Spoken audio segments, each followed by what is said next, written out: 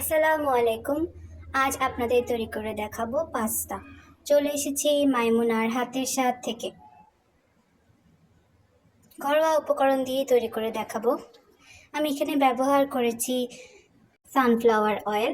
আপনারা চাইলে যে কোনো সাদা তেল বা অলিভ অয়েল ইউজ করতে পারেন। এছাড়াও এখানে 4টা উপকরণ দেওয়া আছে, যেমন গরম মশলা, কর্নফ্লাওয়ার, গুঁড়ো দুধ এবং চিনি। এখানে ডিম গ্রেট করে রাখা আছে। ঘরে তৈরি টমেটো সসের সাথে একটু ধনে গুঁড়ো দেওয়া আছে। পাস্তা এখানে একটু লবণ দিয়ে সেদ্ধ করে রান্নায় যা লবণ লাগছে তা দেওয়া আছে। ক্যাপসিকাম এবং গাজর কেটে রাখা আছে, পেঁয়াজ কেটে রাখা আছে, ধনেপাতা কেটে রাখা আছে এবং কাঁচামরিচ কেটে রাখা আছে। এই ছিল আমাদের উপকরণ। চলে যাই রান্নায়। শুরুতেই আমরা তেল গরম করে নিব এবং পেঁয়াজ কুচি দিয়ে নিব। পেঁয়াজ কুচি দিয়ে আমরা হালকা ব্রাউন হওয়ার জন্য অপেক্ষা করব, হালকা নাড়াচাড়া করব। এটা আসলে বাচ্চাদের টিফিনে বা মেহমান আসলে চটজলদি খুব সহজেই 10-15 মিনিটে রান্না করে দেওয়া যাবে। এ পর্যায়ে আমরা এখন দিয়ে দিব সবজি এবং কাঁচামরিচ।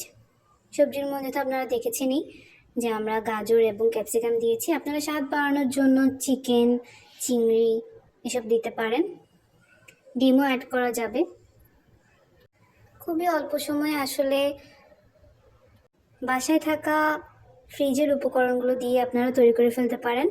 এই পর্যায়ে আমরা দিয়ে ফেলছি পাস্তা। দিয়ে হালকা নাড়াচাড়া করব রান্না হওয়ার জন্য। রান্না হতে হতে আমরা আমাদের যে উপকরণগুলো, শুকনো উপকরণগুলো ছিল সেগুলো পানি দিয়ে গুলিয়ে দিয়ে দিব এবং টমেটো সস এবং ধনে গুঁড়োটাও দিয়ে দিব। দিয়ে দেওয়ার পর আমরা আস্তে আস্তে নাড়ব। এটা আসলে একেবারে বাসার তৈরি খুবই সিম্পল একটা রেসিপি।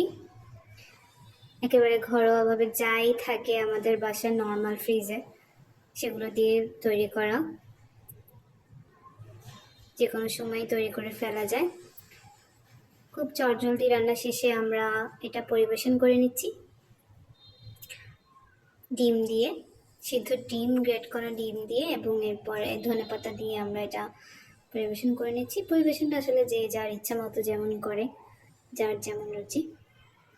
তো আপনারা চাইলে আমাদের সাথে যুক্ত থাকতে পারেন ইউটিউবে, ফেসবুকে, টিকটকে এবং ইনস্টাগ্রামে, এবং আমাদেরকে চট্টগ্রাম শহরে বিভিন্ন ধরনের খাবার অর্ডার করতে পারেন।